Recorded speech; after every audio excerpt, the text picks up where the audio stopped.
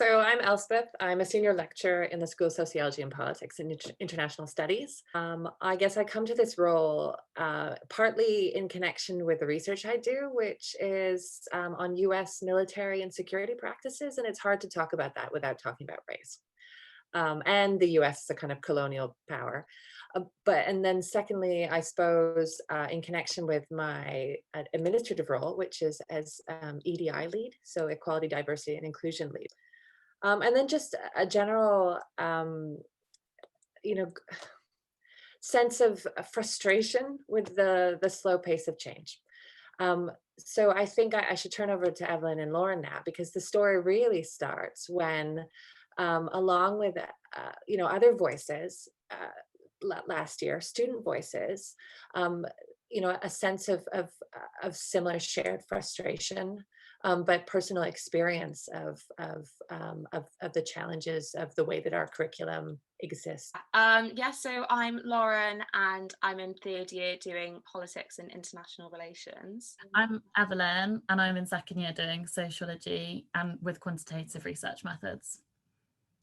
So just to add on from Elspeth, and I'm sure like Evelyn would agree as well, I think definitely just the shared sense of frustration. I think particularly in the summer, I think personally for me, I've always been quite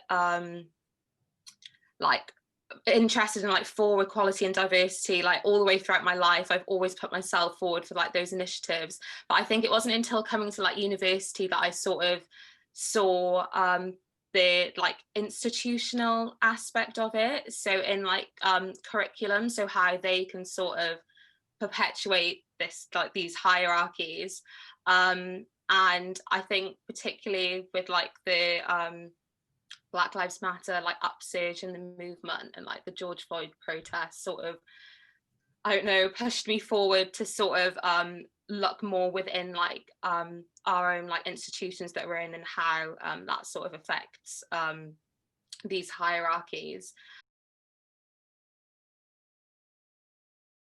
Because the sociology curriculum and the politics and IR curriculum has what we feel are a number of shortfalls in terms of the diversity of the curriculum and in terms of who's centered as an authority.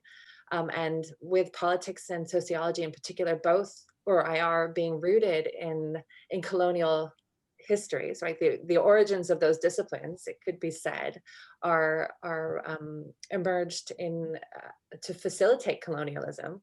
It just feels like that side of the story has been left out. And so when students like Evelyn and Lauren, and come in first year and then experience a kind of a curriculum that not only leaves more diverse voices off, but also erases that history. And they know that, how frustrating to come to Bristol and have that experience. I think definitely just the shared sense of frustration. I think it wasn't until coming to university that I sort of saw the institutional aspect of it. So in curriculum, so how they can sort of perpetuate this these hierarchies. And I think particularly with the Black Lives Matter upsurge in the movement and the George Floyd protests sort of, I don't know, pushed me forward to sort of look more within our own institutions that we're in and how that sort of affects these hierarchies. So I'll take up the story, I guess, again. Although I should say that Evelyn, came onto my, she reached out through the sociology side of things, because I'm on the politics and IR side of things. I think very early on, because of frustrations in first year, that I think. And a lot of angry emails in first year, yeah. We decided, I think quite early on, some PhD students and I, that what we needed to do was to metricize things. I think we were really frustrated with the slow pace of change and with the emphasis on addressing things like the gender gap, but not the racial gap, when it comes to attainment and addressing students' complaints. We decided, well, we need to do something more, because student testimonials like Evelyn's are not getting anywhere. These protests are not generating any kind of change. So I don't know if it's, where this comes from, but it just felt very strongly with these PhD students that we needed to put some numbers on it. We needed to be able to tell a story that people would pay more attention to. And so we kept the testimonials. We tried to keep those in, but we decided to go about doing a kind of a numbers game and looking at the readings from a numerical standpoint in terms of whose voices are being centered. And that's where Lauren came in, and then Evelyn came in, because to start to assess our curriculum in terms of the data it was going to be a massive challenge. So we needed some bodies, we needed some minds to do the analysis. And that's where Lauren came in as a paid internship through the widening participation internship scheme. And we mobilized, I think, was it about 15? Was it, Lauren? I can't remember how many summer volunteers there were, but Evelyn came in through that as well. So anyway, I'll turn it over to Lauren, who was really the leader, and Evelyn and a couple of others were really the leaders of this kind of crowdsourced data analysis process. I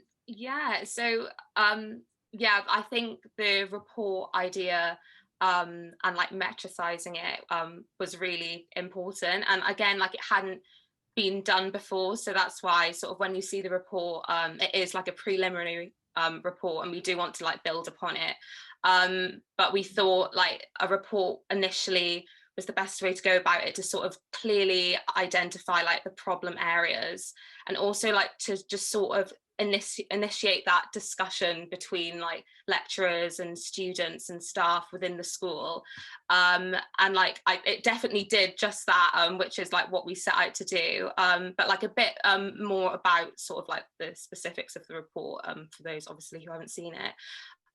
It was like quantitative and qualitative analysis of the space department, so sociology, politics and international studies departments, mandatory units for both undergraduates and postgraduates. And we had like this Excel spreadsheet, and it was basically assessing the essential readings, so typically like 3 to 5 essential readings per week in the specific units. And there were essentially 2 parts to it. So the first part was assessing the diversity. So that was where gender came in, ethnicities, and also we were looking at how many readings or like the authors were coming from institutions in the global south as well. So we thought that was important to put in. And then the second part was, which is always hard, it was harder to do, I guess, like assess the decolonial content in a way that's sort of numerical, but then we quickly realized that there did need to be that qualitative aspect to it as well, if we fully wanted to get everything out of these readings. And in that it was, so we went through the readings and highlighted and commented on the ones that we thought were talking about like decolonial topics and were decolonized, and then we put that into a percentage, worked out a broadened score, sort of the whole unit as a whole, and then we also added the qualitative aspect. So that was when reviewers, so like myself and like Evelyn and the volunteers, the ones who were assessing the units, could highlight anything that sort of the numbers wouldn't show. So say like controversial readings, problematic readings. Also we realized that BAME, that does sort of well, it does group all ethnicities together. So in that we sort of highlighted what ethnicities the authors were, to get more of like a better and like holistic analysis. And then the final aspect was the stoplight approach. So we clearly coded the units either red, yellow, or green. And that was based, so like red was like deeply dissatisfactory, yellow was like dissatisfactory, and then green was satisfactory. And that was based on like the decolonial content. So yeah, when you read the report, it was quite clearly put sort of which units needed like more attention than others. So about like starting on this journey of thinking about the curriculum as a whole, as a program. So the future iterations of this is to sort of think about what does it mean if your learning journey through a particular degree doesn't force you to come into contact with a diverse authors, or more importantly, in some ways, the concepts that are about addressing racism and colonialism. What kind of politics or sociology degree is that if you can graduate without having encountered those key ideas? I think as well, in doing that, like the report starts to think about what it means to have all white reading this and to be taught just by white lecturers and staff, and to show that you can go through almost an entire degree without critically engaging with authors of colour, authors from the global south, without even many female authors, regardless of ethnicity, which is just crazy to me. And also acknowledging that because of all the knock-on effects of these hierarchies of knowledge which are presented to us in our degrees, how that will impact people's wider university experience. So the curriculum isn't isolated, it feeds into what students are going to say to one another, into the experiences and the attainment of students of colour, how isolated you feel. Like, I don't think I would have come to this project if I wasn't really angry at people in first year and disappointed by what the curriculum was and what I expected it to be from a subject like sociology, and likewise with politics, which can be tools for social action, social change. And I think it was really, like, the report, for despite all its flaws and ways it could be bettered, it really acknowledges those key things and highlights how far we've got to go. But also I think it was important to engage the majority of staff in discussions, and students as well, so they can think about their units like more specifically, and how they sort of maybe obviously unintentionally reproducing these hierarchies. So it's not just one particular unit, like it needs to be seen as a process throughout. So I think, yeah, it's essential for students to see that like colonization and the hierarchies of knowledge is something that affects all areas of politics and sociology. And so it may sort of hinder progress if like students and staff see it as something completely separate. So therefore, like trying to introduce like one discrete unit on decolonization. And I personally would not be against a unit on decolonization. I think that's a great idea, but as long as it doesn't take away from the decolonizing of other units as well. So yeah, I think that's what we were trying to put across. So we were engaging as much staff as we can in sort of reflecting and like evaluating on their units and their sort of biases, maybe unintentionally. We definitely experienced some resistance, and I think there was a lot of maybe even collective frustration among some of the staff, especially at the traffic light system of the report, because they felt like it sort of oversimplified the details of the module. But ultimately that traffic light system was just an endpoint for us. We wouldn't expect anyone to ignore all the complexities that it tries to take into account. But I think the sort of angry reaction we got from some staff is a sign that the report did highlight some stuff that needed to be highlighted. And you're always going to have people that are against change. And I think those people either don't see decolonization as a priority, or they don't maybe realise the impact, the hurtful impact it has on students of colour and other students more widely.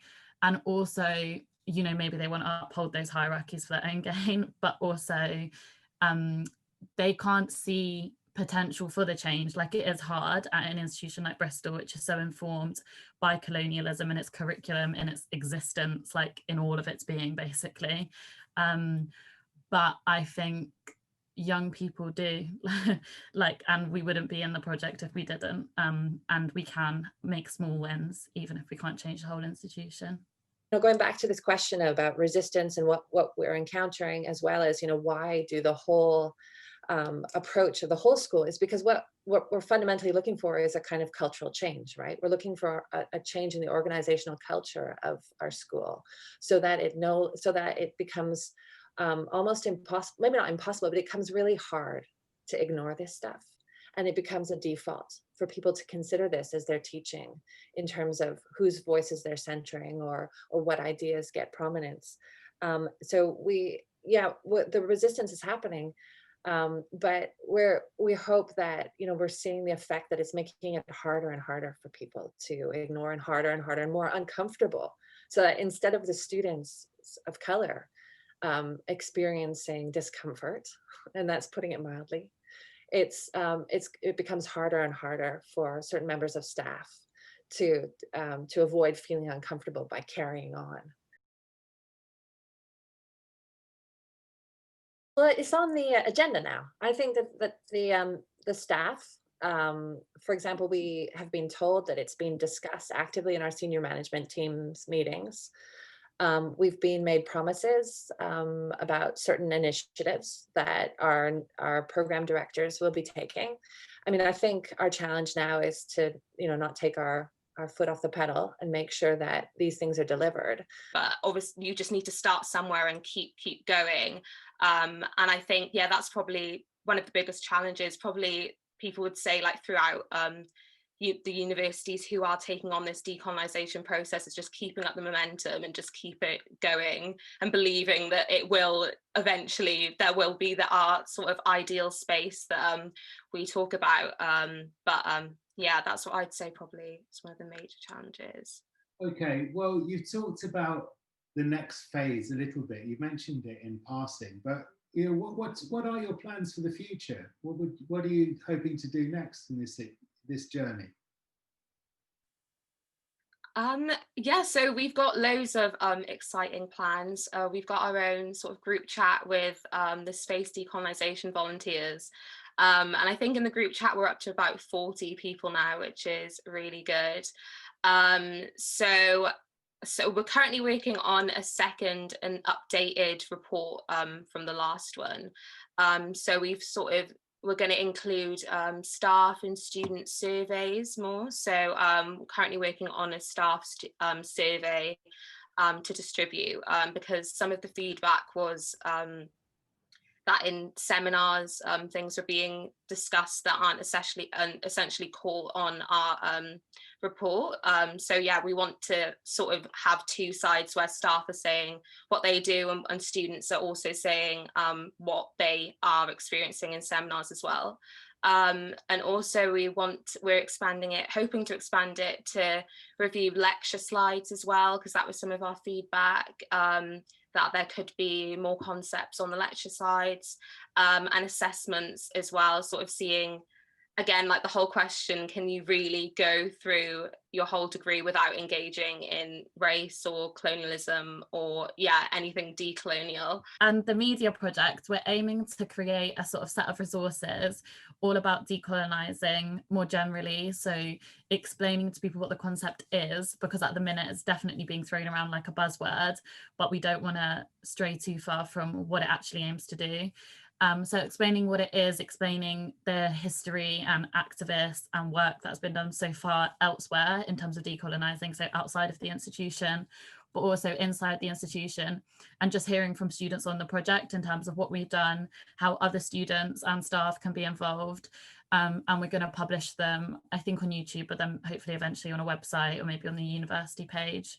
But it's quite nice to take it in a sort of creative direction outside of the report, and it feels like quite a natural way to go, I think. Another project is our Ideal SPAIS project, and that's looking at our curriculum, but also like creating sort of our own curriculum of readings and approaches that we feel everyone should be taught.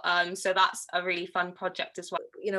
I think you know, at the heart of decolonization, my understanding is that we need to center the student voice and the student experience. So it's exciting to work with students to think about what a curriculum would be, what kind of assessments would be decolonial assessments. What would it mean to actually um, try and fit the decolonial ethos into the structures of an existing institution without, in some ways, maybe we should burn the whole thing down, right? Like that's one approach, but maybe is there a way that we could imagine our ideal space fitting in with the university as it is now? What would it mean to try and put that into practice? So it's very exciting what we're imagining at the moment.